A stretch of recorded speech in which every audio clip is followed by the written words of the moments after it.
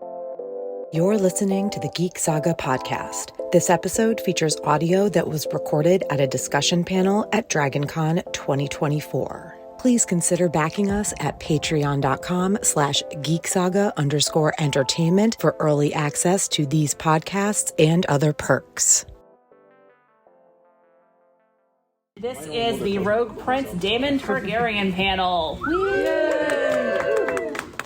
All right, so I am Jennifer Liang, and I am the director of High Fantasy here at DragonCon. You guys have probably seen me on a bunch of panels. I do a lot of stuff around here and other places. And then to my left, I have... Hey, I'm Tara. You can find me online at Geek Saga. My main podcast is called The Geek Saga Show.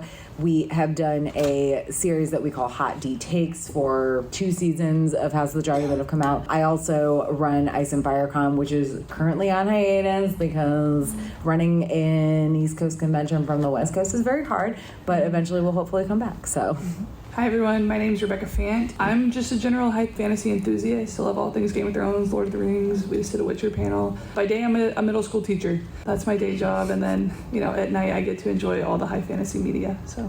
Hi, my name is Hanako Ricks. I'm the creator and host of the Phantom Hybrid podcast. We are a pop culture podcast. We discuss TV shows and film, and also talk about the Atlanta con scene, and House of the Dragon is one of the shows that we cover.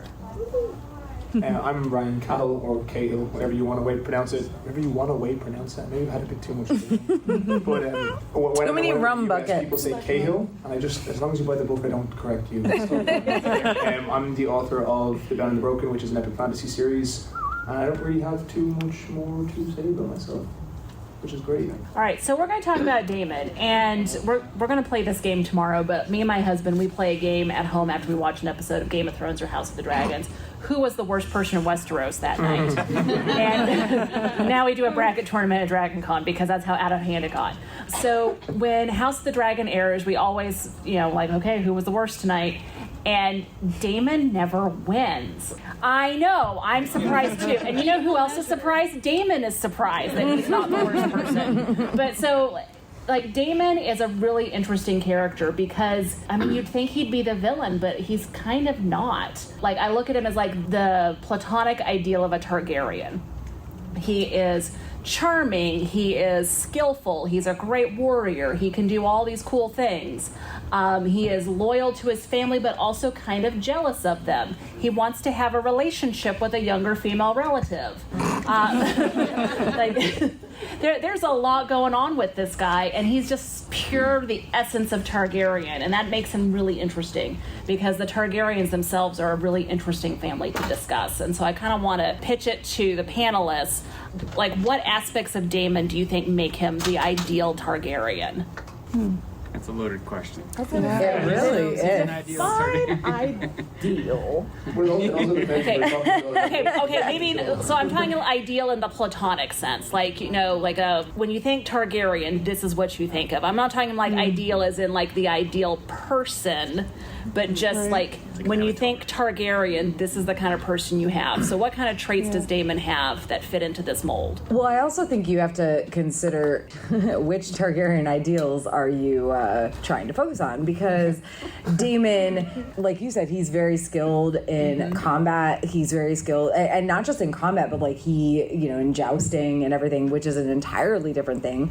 But he also runs around deflowering maidens, apparently, from all of the brothels in King's Landing, and runs the city watch and is good at his job, but in that absolute ACAB way. So I think when you ask what makes him the ideal Targaryen, I think the question is, which side of the Targaryens are you asking about? Yeah. Earlier we talked a lot in our panel earlier today about Targaryen exceptionalism, and I feel like Daemon really fits that of he believes that hype. He is exceptional, he's above the rules. Which I think makes him interesting and fun too, in a bad way sometimes, but I enjoy it. Yeah, I agree with all of that. And then also the thing with Daemon that, again, depending on which side of the Targaryens you're talking about, Daemon has no diplomacy. He has no grace when it comes to negotiation, when it comes to just putting himself out there. And I think on some levels you see that in some Targaryens as well. It's like he's so arrogant that he thinks that he's just entitled to whatever it is a Targaryen has, but he does not know how to go about making other people think that he deserves what he should have as a Targaryen. He's the ideal of what the Targaryens think they are. He's an incredible warrior, he's a fierce dragon rider, he's incredibly loyal to his family to the point that he will do anything to further the Targaryen line, and that's what makes him incredibly compelling when you watch too. Like, I think everybody, no matter what he did, he was instantly forgiven, because I think the one moment where you watch him put the crown on his brother's head, everyone's like, that dude can do whatever he wants. Yeah, that was too lovely and sweet. Well, and just to be clear, assuming this is a book Daemon 2 panel, book and show. Yeah, but book Daemon is way worse. Yeah. Like, don't get me wrong. I love yes, because in the book he's like in the stepstones when his wife dies in the book. So like, maybe he hired somebody to help facilitate that, but we don't know. He wore his cloak of crimes. Exactly. Yeah. But that said, there's a lot that they do in the show to make him more palatable, and I do not at all disagree with that. But just to be very clear, in Fire and Blood and in the Rogue Prince, which the text of that is basically entirely included in the book Fire and Blood, he is not... Yes, he is all about furthering his family's line, but he thinks Viserys is a weak-ass MFer, and he pretty much, it makes it sound like he isn't actually into Rhaenyra, but like marries her, like kind of inserts himself into that relationship. And also, let's be honest, there's going to be a power dynamic no matter what, because he's so much older than her. He's her uncle. Ew, gross. There is a lot of that isn't in the show, and I don't disagree that they didn't put it in the show. I like what they've done with him for the most part, but there's a lot of that isn't in the show that is like way nastier. Yeah, he's very one-dimensional in the books, and then in the show they make him so much more complex than he's written. That's what I'd say. He would do anything to further his family line, including his family line. There we go. One of the questions I have about Daemon, the flip side of is he the worst person in Westeros, is he actually a good man? I like that face. I think to him he is. Yeah. Okay. Like, it depends on the ideal system you're holding someone to. Like, the ideal system he holds himself to, what's important to him, he does. He's good at it. And he's like, he can cut someone's head off in the middle of the throne room because that dude disrespected his family, and he's being a good man by relieving him of his head. Maybe, objectively, no. But he did the correct thing. Yes. According to his moral compass and his moral code. See, that's why he never wins the worst person at Westeros at home, because according to the rules that Daemon sets, he's a good person. Right. I gotta slightly challenge that, because Daemon himself said he's not an honorable man, right? I can't remember the exact phrase, but when Alice Rivers, an honorable man would blah, blah, blah, it's like, oh, you've mistaken me for an honorable man. Maybe he's just being sarcastic, but I think he knows he's not good, or not. I think he knows not his good reputation. enough or whatever. I also think nobody is really all that great or good at all in these stories. But I also think he can understand that for the ethical code of everyone else, he's not that great. He's like, I know you all think I'm an ass. All right, but I'm pretty okay. I'm okay with you thinking I'm an ass. You're still talking to me, right? I'm still Daemon Targaryen. Yeah. Not just with the spelling of their names, but Aemond and Daemon are very similar people. Yes. Let's dig into that. I love that duality of Aemond kind of looking in some ways for the worst qualities to Daemon to model himself after. I think it's really interesting, and the climax of that relationship is going to be epic. But you kind of get to see those two sides of the same coin play out in different ways. And it is really interesting to see Aemon doing what he thinks maybe Daemon would do, or his interpretation of who Daemon is versus what Daemon actually does. I really love the dinner party scene in season 1 where you can see Damon's face. He's like, oh shit, this guy. I'm going to have to deal with this, aren't I? Oh, I love Damon cosplaying as Aemond in his like fever dreams in season 2. Yes. Like, I had to watch it twice because I was like, wait, is that Aemond or is that Damon with an? Oh no, it's Damon with an eye patch. Damon is totally cosplaying Aemond in his own dreams. That's messed up. If only so Amber much. knew. Yeah, if only. And I think Damon saw at that dinner party scene, he was looking at himself. When he saw Amy, he was looking at himself. Yep. And I think he knew that. Yeah. Matt Smith has just the best facial expressions in any scene. Like if you're watching him watch the scene twice, once to see what happens and twice just to see what Matt Smith is doing. Because he's always in the background of every scene just making the best faces. It's fantastic. This is kind of an aside, but the blood and cheese, like a post blood and cheese scene, where he's just like smirking. Come on. Wait a second. What did you do, Damon? Rainey's is over there side-eyeing him real hard, and it takes Rhaenyra a little bit too long to like see that Damon is like, A little too happy about He has this. this smile on his face, like, I did a good job. Oh, I didn't. Oh, shit. Everyone's mad. That goes back to that whole thing about whether or not he's a good man or not, because he thinks that he's protecting his He was his sitting wife, there, he's like, and it's just you're going to kinda realize it soon, you're going to think I'm really, oh, you didn't like it. oh no, I did the bad thing. Oopsies. They're so similar sometimes. I get so confused. You like when I took that guy's head.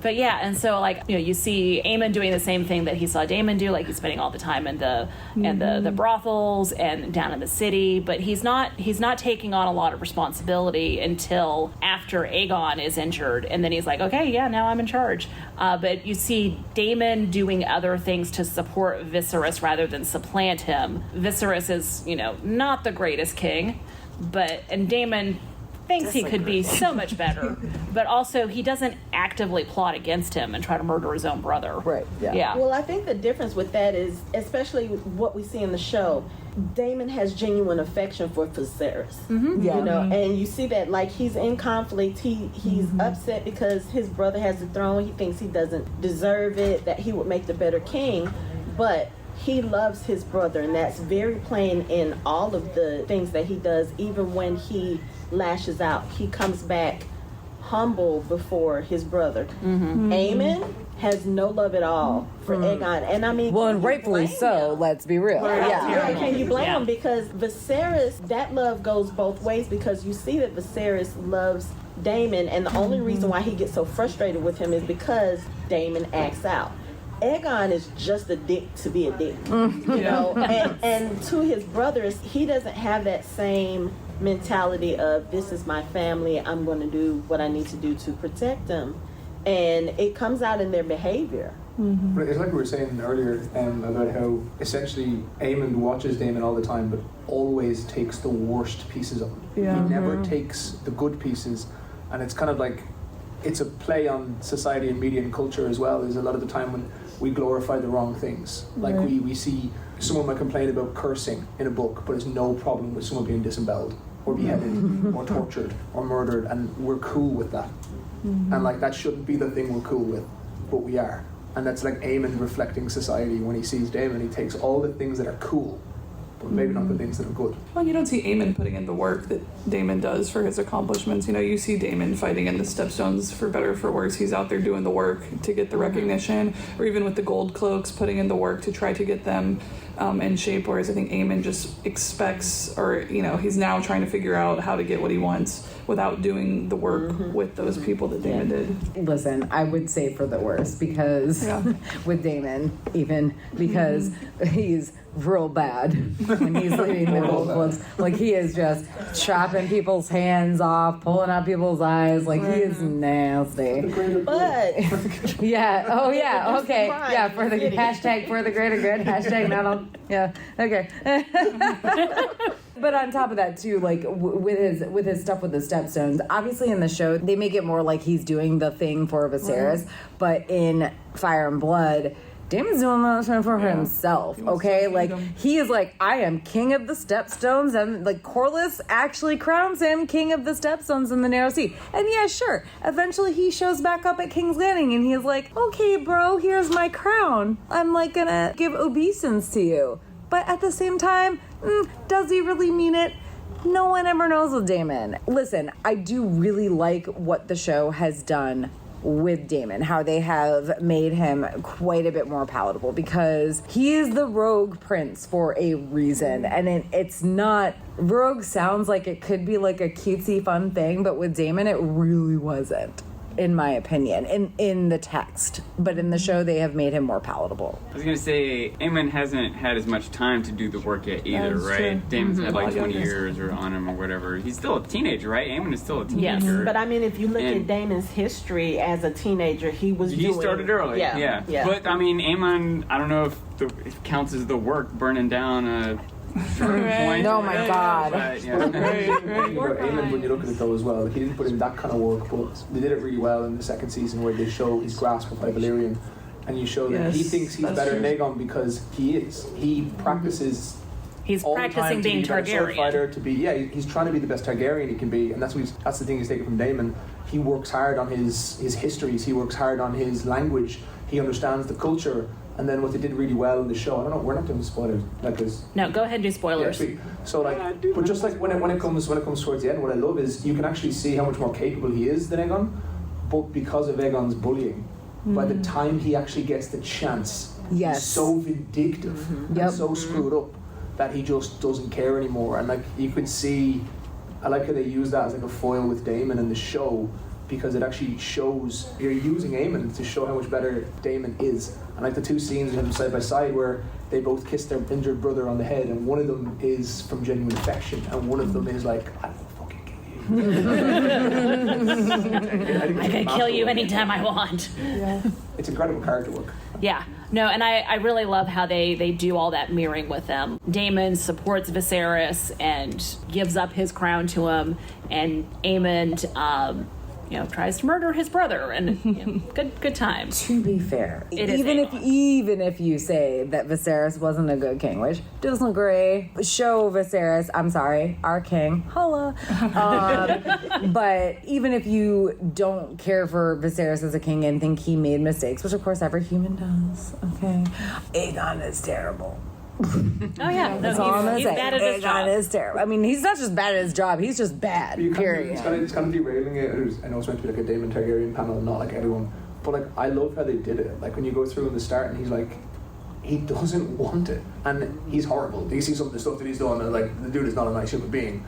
But like you see him there, and he's like, "You have to become king because Rhaenyra will do it if you challenge her." I don't want to challenge her. Let him be the king. I don't want to be the king. And it goes to the next one. He tries to literally fucking run away, and Aemon's like, "No, you have to be king." It's like, but you want to be king. Let me leave. So it's a sympathy for a character you should not be sympathetic towards, which is cool. Well, and then you also see Aegon trying to be a better father. Like Viserys was not involved in his life at all, and he's like, "I love my little son. I'm going to take him to the small council meeting, and I'm going to yell at people if they yell at him, and it's going to be so great. He's going to play with the little clinky thing, and yeah, because that's not something he gets to play with the attendance ball, okay? Yeah. But because that's not something Aegon ever got to experience. And he's like, I'm going to try to do better, and then it just doesn't happen. We've gone totally off Daemon topic. Yeah, anyways, that's fine. Here's a tangent, let's go. Yeah. The thing is, I don't know, I don't have that much sympathy for Aegon. We saw him be a little better father for 2 whole weeks.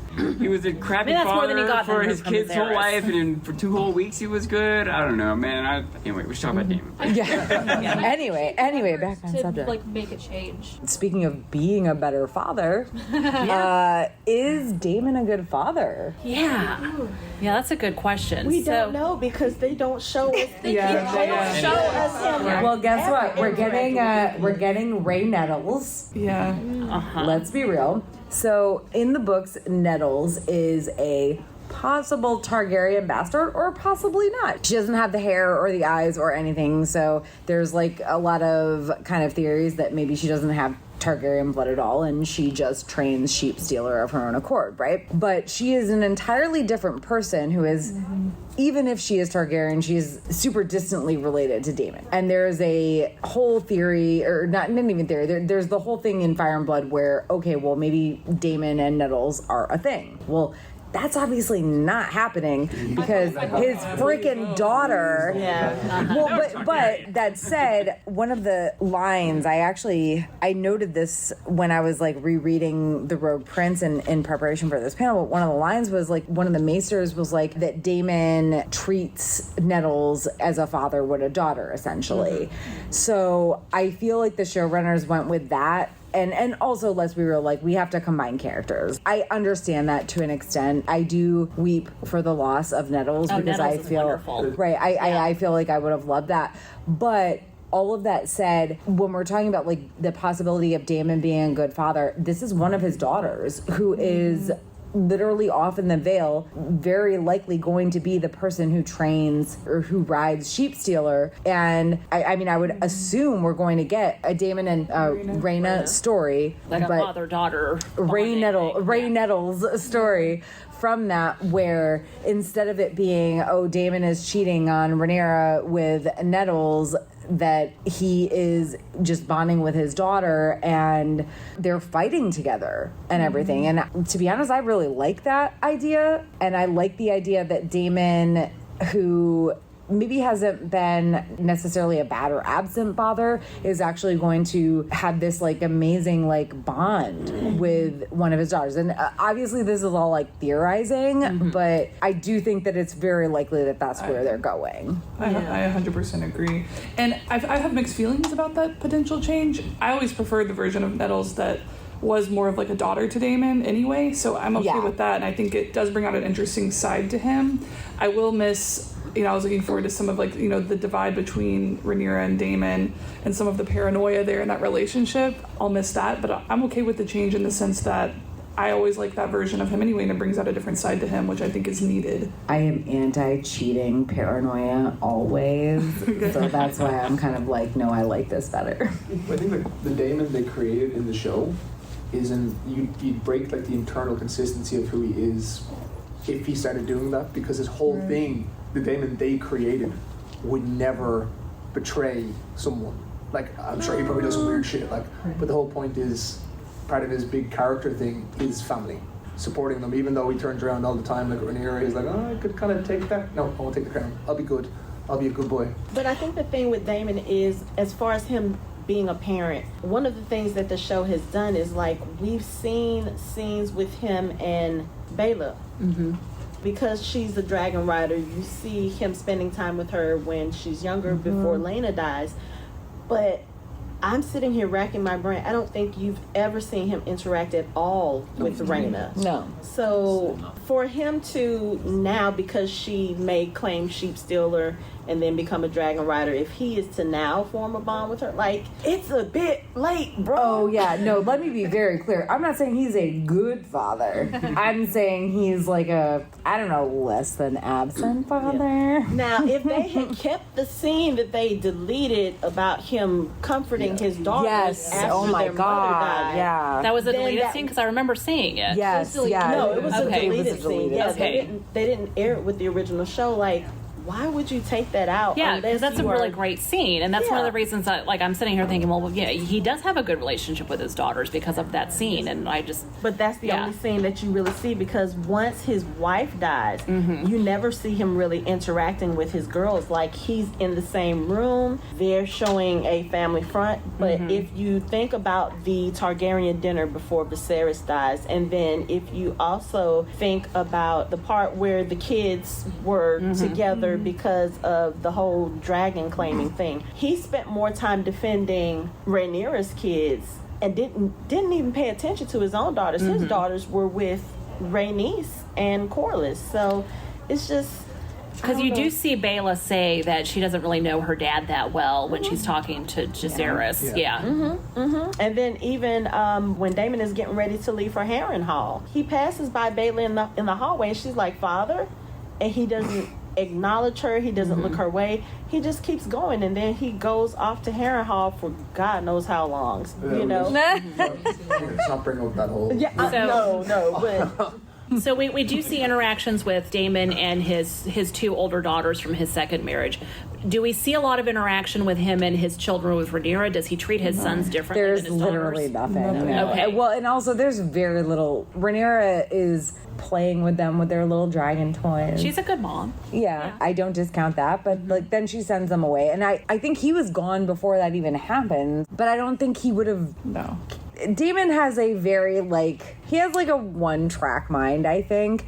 Sometimes it's, I should be king of Westeros, and sometimes it's, well, I guess my wife is gonna be queen, so I'm just gonna like do her stuff for her, but also maybe try to undermine her all the time at Harrenhal. What I'm hoping for, especially after what happened at Harrenhal this season, and obviously this is not stuff that happens in the books, but what I'm hoping is that he is going to have a little bit like of a come to Jesus sort of situation where he has had a little bit of come to Jesus situation, but I want it to be a little bit more than that. I want it to be him just not being Damon for like a hot second.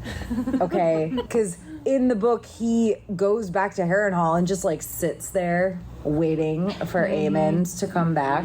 He's like, hey, I'm just sitting here. Want to come fight me? Come fight me.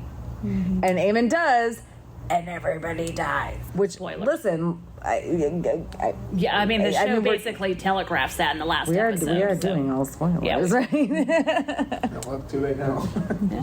In this future where Nettles obviously gets replaced, what do you imagine is going to be the new driving force for Damon's separation from Rhaenyra, right? Like that. Exactly. I don't really see how they can duplicate that without going kind of way off the path. I also just saw your shirt. Yeah. The shirt is fantastic. Yeah.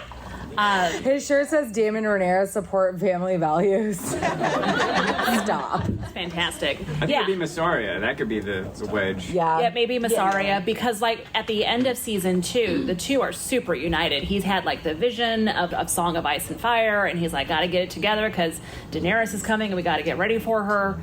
And so he's like, yeah, I'm gonna all in on my wife now, and something has to happen, otherwise they're making a major change. I would say he's reluctantly with that. Yeah. Okay. I think Rhaenyra and Massaria are way more united. Just saying, and I am here for it. I think he's united with her, but she might be still suspicious and or torn. Yes. Remember when they had the sort of meeting in front of the River Lords, right? Yeah. He went in for that like forehead touch that they do, and she kind of backed off a little bit. Yeah. She also told him, she was like, leave me again. I don't blame her. This dude is not trustworthy. Sorry, not sorry. Like she doesn't know he's gone. Assuming he has gone through some transformation, she doesn't necessarily really know. Yeah. That. It's literally. Let's dig a little bit more into his relationships with women. We've talked about his daughters. Let's talk about his 3 wives. He's married to Ray Royce, which is an arranged marriage that doesn't go well. Alysanne was really good at setting people up, but she did not do it well on this one. They were not a good match for each other. And then Ray dies mysteriously, and then he marries Lena, and they go off and have fun in Essos, and they have 2 kids, and then she dies, and then he comes back and he marries Rhaenyra and has children with Rhaenyra. So let's kind of dig into these relationships with these women that he's had.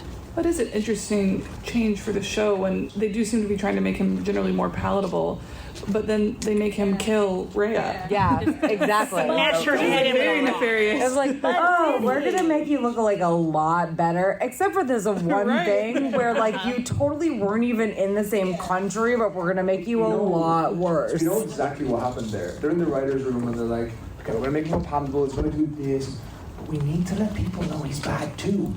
Smash him with the rock. And like, that was literally it. It was like, wait, hold on, because am I the only person who really does not feel like he killed her? Because everybody keeps talking about he was the one who scared the horse and made the horse fall on her, and I think that was a total accident. I don't think he did that on purpose. Of course, he bashes her head in because at that point, there's nothing else for him to do. Like, I think when she's sitting there being injured. like, please don't kill me. He's like, Yeah, but I mean, she's injured at that point. She's injured beyond what can be fixed. And so it's kind of like, okay, what do you do with a lame horse? You put it out of its misery. But as far as him doing that on purpose, I don't think so. One of the things about her is that she's very unpleasant to him. And I mean, even when he goes there, and again, this is show, when he goes there to talk to her, he literally says nothing that's very offensive. He doesn't say anything. Like, she starts ragging on him, and he's getting to the point where he's upset, but he's like, look, I don't even want to be here. The horse does its thing, falls on her, but I don't think he did that on purpose, and I don't know. I feel like we're back on our Walking Dead panel from this morning where we blame everything on Rick, and now we're blaming everything on Royce's. Yeah, there's definitely merit in it. I don't think I'll ever forget this. Like, someone sitting there and going, am I the only one who thinks he didn't kill her? Like, I mean, he did smash her head in. He was wearing his cloak of crime. He was. He was wearing the cloak of crime. I'm sorry, but I agree with Jen. He was wearing his crimes cloak, so absolutely he killed her. I think it worked out well for him. I think he gave her enough rope to hang herself. Like, she spooked her own horse. Like, that I'm not is totally what I think. Do anything to make it happen. But I am honestly shocked at the number of people in this room right now who are saying that Damon did nothing wrong when his wife died. I mean, he did smash her head with a rock, but you know, anybody would have done that. We have a hand at the back here. Okay, yes. I'm not agreeing, but I just love the idea of Damon, old yellering lady. The counter is, if he did mercy kill her, why wouldn't he tell people? Well, and why was he there? Yeah, what was he doing there in the first place? Like, exactly. Sent him there. In the books, he wasn't even there. He was literally on the stepstones when Rhea Royce died. So, like, it's a little weird to me that the show made that decision. They were like, let's bring Rhea Royce in with this badass, amazing armor, by the way, for like one scene, just to have Damon kill her, when in the books, he literally wasn't even there. Yeah, I think the purpose was to show why he was so against this marriage, like why he didn't want to go back, why he wanted this marriage annulled, to show how horrible she was to him. I think to, again, kind of put a little complexity in his character, like, okay, you know what, this is a man who tried to do his duty. He married this woman because that's what he was told to do. And if can you imagine having someone nagging you and calling you impotent? Like if a man... Also, the one man on the panel over here. I'd be tempted. we're only seeing someone who is always... Yeah, we're only seeing one scene in their marriage, and it happens to be at the end of the marriage for more than one reason. So we don't know, like, maybe he did something to piss her off, and now she's like, you finally come crawling back. He's been flirting with his niece the entire time they're married. Like, if I was her, I don't think I'd be very happy with him either. Yeah, I'm kind of on Ray's side with this one, that I would be pretty mad at him for coming back, too, as he stands here in front of my horse wearing his cloak of crime. Not to mention he tries to steal her inheritance after she's dead. Yeah, he's like, I'm coming over. Show though, like, they have to deal with the way Martin wrote the book. He just left these incredibly powerful characters with dragons doing nothing for long periods of time. And it doesn't make sense. Like, when you go back, you're like, you can see them trying to explain why Rhaenyra's dragon was not involved, because it didn't make sense. So they're spending a lot of time trying to say what didn't happen. And then Damon, like with that, they're like, let's let him do something. How about we put him on an acid trip in Harrenhal? Just leave him there for the season, because we can't explain why he was there. Cryogenic freezer. Osmosis through Damon. Caraxes was tripping acid. He was tripping balls on the side of the mountain. Caraxes was hot. Yeah, poor Caraxes. Caraxes is begging to go home. Poor Caraxes. He got so excited when Cyrax and they're buddies. Like, oh my God, I can go. Oh, I'm still here. Okay. When you say so, you can just see it all the time. Sorry, plaid shirt. Tapping into what she said, his whole arc in the first season is like him his impotence as a man, as a heir to the throne. You know, he's got that scene with Nasaria where he can't finish, and then literally Roy says, you know, I knew you couldn't finish the job or something like that, and that's what sparks him to pick up. Yeah, the rock. exactly. So like if you have to listen to that, I wouldn't want to go home to that either. So why do we assume that it's not Damon's shitty husbandry that led to that reaction? Because like everything's set up that he was a bad husband to begin with.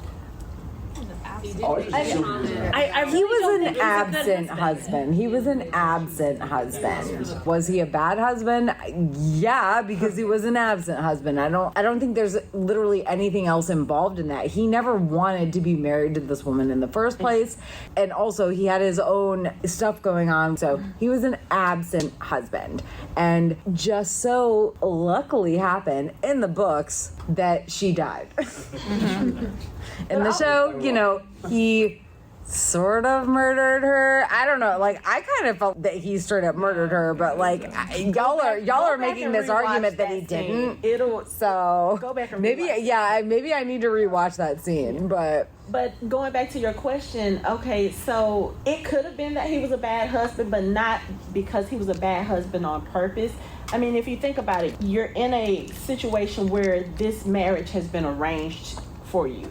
You may not have even known this person, and I know that they say that men can get it up for anybody, but some men can look at a woman and be like, I feel no attraction, I feel no sex, like, and that could be one of the reasons why she was so angry with him and used those specific words, because maybe when he went to go consummate the marriage, he couldn't get it up. She wasn't one of those words. That's it. She's either not Targaryen enough or she's not Massaria enough. That could very well be that. But I mean, if you have a situation where a man does not want you, as a woman, whatever woman you are, whether or not this is somebody you love or whether this is somebody that you're kind of forced to be with because of duty, whatever, that can make a woman bitter. And even if he wanted to try, let's say another time, like, okay, if I got to be stuck with you, let's try this. If she's already in that headspace to be jabbering at him and, you know, being very negative and being demeaning and disgracing to him, again, who's going to want to be with that? And then that is going to start a pattern between the two of them going back and forth. So it may not be that he was a bad husband to be a bad husband. His heart wasn't there. He didn't want to be married to that woman. He could have stayed in King's Landing single. He would have been fine. But Jaehaerys, I think it was, you need to be married. So, I would like to see Damon's Tinder profile. Crown Prince is this. So yeah, it could very well just be his mind just wasn't there, and that was just the Tinder to light that horrible marriage, and then it just ended the way that it ended. It's really interesting for me when they go in the second season and when he leaves for Harrenhal, like you can see the moment that the words Rhaenyra spoke like genuinely killed him. When she was like, I don't trust you, I never have, and you can see in his eyes, he's like, how could you not trust me? I would do anything for you. He's like, for him, he has his brother, who the whole point for me when I'm watching it is through his life, he thinks his brother's weak, but all he really wants is his brother to recognize how strong he is and to recognize that he'd do anything for him. And his brother keeps turning him away, so trust is like a thing for him. He's like, why don't you trust me? I would do anything for you. And then he goes with Rhaenyra, and he's like, I literally cut off this dude's head because he spoke so good. I would do anything. And then she turns around and she's like, I don't trust you. And you could like see it, like Matt Smith, the way he acts, he's like, I'm done. Like, this is, you just put a knife in my heart now. Yeah. And you can see him leave. So you can see that, like, you really, there's so many times you can see where he's trying to do something right. And then he just, it's like a little demon in his head just goes, just go fucking crazy. He's a much more interesting character in the show. Yeah. Yes, he is like 3-dimensional in the show, where he is very like one-dimensional in the text. And I love that, but at the same time, I almost wonder if they, in trying to make him more 3-dimensional, they have actually discounted some of his badness that makes him more interesting. I don't know. That's how I feel about it. You don't feel like the unreliable narrator in the book makes it right. I'm sorry, Archmaester Gildane is unreliable? He's not totally a Team Green propagandist? What are you talking about? Yeah, Mushroom. Oh, and Mushroom.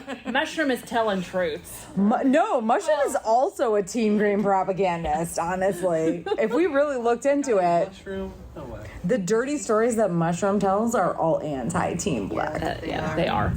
Yeah. I just wanted to touch on what you were saying about the approval. I think we see that in the dream sequence, the weird dream sequence with his mother. She kind of, in that sequence, she gives him that approval, right? And that she's like, you were this, if you only you were born first. And he kind of gets that. And I think that's wishful thinking on his part, that's the approval or, the acknowledgement that he didn't feel like he got from others. But all the time they're doing it, it is really important, like you're saying, that he's a different character in the show. It's a totally different character. But like one of the things he says to Viserys is like, you can see when he snaps, every time he snaps, he loses that air of confidence that he has. And he's like, why didn't you name me Hand? Why did you never name me your Hand? The whole point is he's like, I will protect you till death. I would do anything. Why do you keep throwing me away? And you can see he has these serious rejection problems, serious problem people not trusting him. He's like, my own brother who I'd do anything for. Why do you keep tossing me away all the time? It's like, it's really cool. To be trusted, you have to be trustworthy. But that's the thing. Like, he sees himself as trustworthy. Right. So like whether he is or not, but like he sees himself as to his family. He's like, I might think about killing you, but I probably won't. But you see that Viserys has tried to give him places of responsibility, and they go into this in the book a little bit more. He spends about 6 months as the Master of Laws. He spends about 6 months as the Master of Coin, and he's just bad at these jobs. They're boring to him. It's not what he's interested in. Well, and also good old Otto is there saying he shouldn't have these jobs in the first place. Yeah, no, Otto is definitely not setting up for success. But it's the same stuff as well, though, like with that scene with Rhaenyra where he's like, I did a good job, didn't I? He's like, you can do the city watch, make the city safe. He's like, okay, cool. And he goes off and he chops off everyone's hands. He's like, look what I did, brother. And he's like, you cut off all the goddamn hands. What's going on? But he made the city safer. That's what it means. You see the duality in the two brothers where he's like, you said do it and I did it, but you didn't have to. Why are you so mad all the time? Like, you didn't tell me how to do it. I meant you just slowly. told me to do it. Not in one night. All right, Plaid Shirt, your hand's been up a minute. Yes, so touching on show Daemon is a little less evil than book Daemon. Do you think that they kind of left it open to interpretation? Do you think that he said a son for a son with blood and cheese? Do you think that he kind of directed that, or it was just they couldn't find who they needed to find? I really enjoyed the show as an adaptation for the most part. But to your point, Tara, from earlier, I think a lot of the times they tried to make everyone a little bit more palatable. Whereas I'm kind of here for the crazy, and I don't mind people being really bad. I don't mind that at all. So I do think they tried to make it blood and cheese a little bit more palatable for Daemon's sake. Whereas I'd be cool with him being straight evil there. That's just my personal opinion. Like, I wanted to see something crazy. But I do think they changed it to make him a bit more palatable. Yeah, they even made blood and cheese, the actual crime, slightly less terrible. Yes. Yeah. But I like what they do with it though. As in, I know they're making them more palatable, but I think there's more to it than that. Because the characters, the way they are, because George Martin is usually incredible with characters, but obviously Blood and Fire isn't the same type of book as what he usually writes. Yeah. So it's more like a higher level view of it. And you don't go deep into it. And it's like the whole thing, the reason why grey characters have become so prevalent through fantasy is because they're more real. Like most people don't consistently do horrible things just to do horrible things. They do them because their own internal logic makes them think they're doing the right thing. So I love what they've done because they've put them in a position that you can watch him and decide what you would have done. And that's, for me, it's less about making it more palatable and making them more, not relatable, but in the idea that you could put yourself in a situation where, you know what, if I was Daemon, would I have lopped off that dude's head? I'm just going to say one thing. Would child murder be an option? Daemon's clear instructions. Right. I really think that, obviously, Daemon did not tell them to go murder the baby. I think he gave them a look, though. But exactly, that's what I'm saying. That's what I'm saying. And I already mentioned earlier how he was smirking up when they were like, oh, wait, shit, they killed a baby. And Daemon's like, He don't give no shits, okay? I'm sorry, not sorry, but Demon said a son for a son, and then he was like, wink, wink, whoever you can get, guys. Instructions unclear, knife stuck in deep. You see him sitting in the bar being like, and guess what I told him? I hit him with a zinger. I was like, son for son. Just bragging to his friends. I know, we shouldn't be laughing about this one. I thought. It's Damon. At least it's But yes, I do think that he knew that they were, like, he gave them kind of free reign, is how I perceived it. And even if that wasn't what he meant in the original message, when it came down to it and they got the news back, he was like, he was like cackling in his head, smirking on his face, okay? Not sorry. And he probably didn't even think in terms of, oh, that was a child. He's just like, oh, they killed Aegon's son. Okay, cool. Yeah, exactly. Yeah. A son for a son. Yeah, we did what we could set out. A thing happened. Mission accomplished. Cool. So later in the season, we see him trying to stir up some Blackwood and Bracken drama, saying, well, you know, the crown can't be seen to do certain things. Having seen that, does it change whether you think he intentionally said, yeah, cut that kid's head off if he can't find his uncle? Yeah, so I think Damon thinks he's a master manipulator. Yes. And he's totally like, you know, playing both sides against each other. And he has kind of a vague understanding of what manipulation should look like. He's just not great at it. And so I think this is an example of him like, I'm totally like, you know, like playing it, you know, yeah, he's not good at this. Nobody sees who I am. Yeah. You're the only one who ever wears that Everybody sees who you are. It made me think it was more likely that he said, yeah, it's just a son for a son, I'll take whatever. Yeah. What do you guys think of the scene with the mom, with him in Harrenhal, with his mother? I try not to. Yes. So many people have taken that apart. I've seen so many theories, so many metas on big Twitter threads, and it's just like... I mean, listen, it's an Oedipal reference. It is what it is. To be honest, when I first saw it, I thought it was Emma. Same. Me too. And I had to watch it a second time, and then I was like, oh, wait, no, that's not Emma. Because, like, Emma would have made a little more sense because he always coveted everything his brother had. But at the same time, I think that him coveting all the things his brother had probably extended to if his brother was like the favored son, then hence. I think it was weird, and I wish they hadn't. But hey, listen, let's try to be artsy and Oedipal about stuff. I feel like it comes back to the same thing about the trust and needing the approval. And then they did that, so we want to show that away in this dream that he really craves the approval, but then make it weird. Well, and I think if you look at like Viserys and Daemon's relationship with each other, Daemon always wants what he can't have, right? And I don't think he necessarily wanted a sexual relationship with his mother at any point. I mean, they're Targaryens, who knows?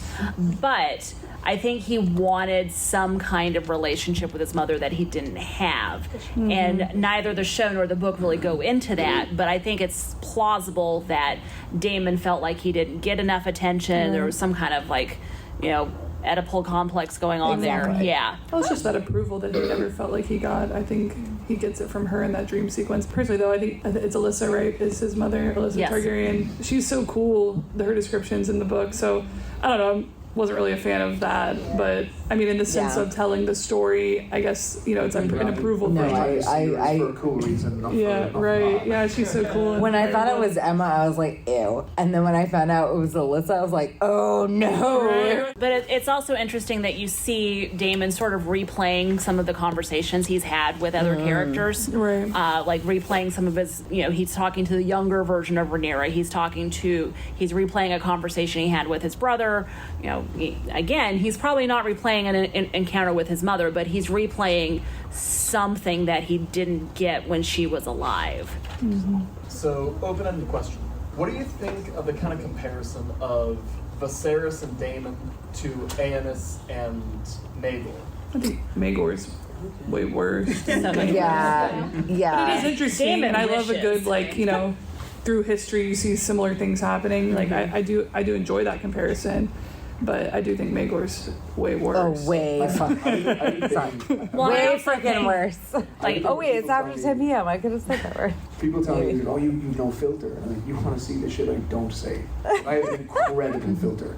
I think, like, when you look at Maegor, that to me is like what would happen if Daemon didn't have the filter you don't think he has. Like, he would do the crazy shit. He's actually trying really hard not to do the crazy shit. Just a lot of it slips through. Yeah. Well, and then you also, like, Viserys is, not like the greatest king the realm has ever had, but he's not terrible either. He's managed to hold it together for a while. Yeah. But Aeneas is not good at being king. Like, he's not a strong king, and like there's civil war and things like that under him. Again, it's the two extremes drawn more broadly, and then Viserys and Daemon are more of a like subdued version of that. And look at how they're raised too, right? Like, I mean, Daemon and Viserys do have love for each other. No matter, the frustrations in that relationship, parents that, seemingly love them, versus you have the competition of Visenya versus Rhaenys, and then, Rhaenys dies, she wants her son on the throne. We were talking a lot about this earlier. Yeah, so I think it's a different scenario in how they're raised, too. Going back to your point about, as far as, it threw me off, the whole mother-Daemon scene, but I think the way my brain works, it actually kind of helped me, like, I felt like there was almost a little bit of, like, a little parallel between Daemon and Alicent in that regard, in the sense of both of them in their own ways are trying to find validation wherever they can. So it's like with Alicent, she sees the writing on the wall. She's told that her kids are gonna die. It's like she, her son loses an eye, and it feels like nothing happens, and so she's listening to the dying ramblings of a man just hopped up on opium who has been actively dying for years. He was about 20 years old. When Aegon was 20 years old when he died, never said anything about him being king, mumbling stuff on his deathbed. Oh, he wants him to be king, and she's trying to find reasons to believe that. In the scene at the second, it's like you see it in her face, but it's like I have to go through with it. It's been done. So for Daemon, he's tripping balls in Harrenhal this whole time. So he's trying to make sense of all these visions he's having, and it seems like it's trying to get him to like pull his mind in a certain way to get him to see things differently. And then that it took it to that extreme with this scene of, his mother died before she knew him, and then the whole second son thing, having to carve everything out for himself. And then it's like he just needs some sort. He never knew his mom tried to, even get Meleys. He's been to him, so now he got Caraxes, and trying to make some sort of sense, trying to find some sort of validation. And so it ends up going to his mother that he's never known, saying, it should have been you. So they're both trying to like find some sort of like purpose and validation in what they believe, and unfortunately neither of them do. But it ends with him actually being loyal to Rhaenyra when he was thinking other things, going to Harrenhal, whereas Alicent is just like, I guess I just gotta go ahead and go with this. I can't stop it now. That scene where she's like lying in the water, it's just like, fuck. I was like, fuck all you all. I'm gonna go lie in a lake. I would go lie in a lake if I were her too. Seriously. She's gone through some stuff. Alicent's bad decisions coming back to haunt her. What? Like George R. Martin releases Alicent's bad decisions. Yeah, well, we'll have to have another Alicent panel someday. Yeah.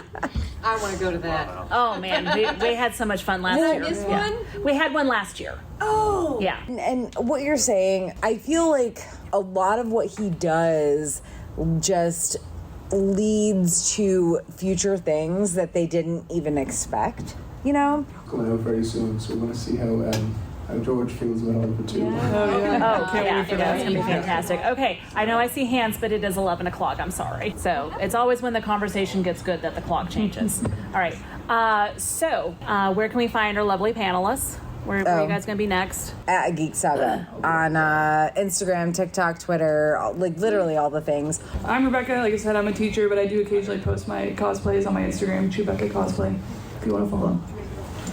You can find me at Fandom Hybrid Podcast. That's on all social media. You can find me by Googling my name.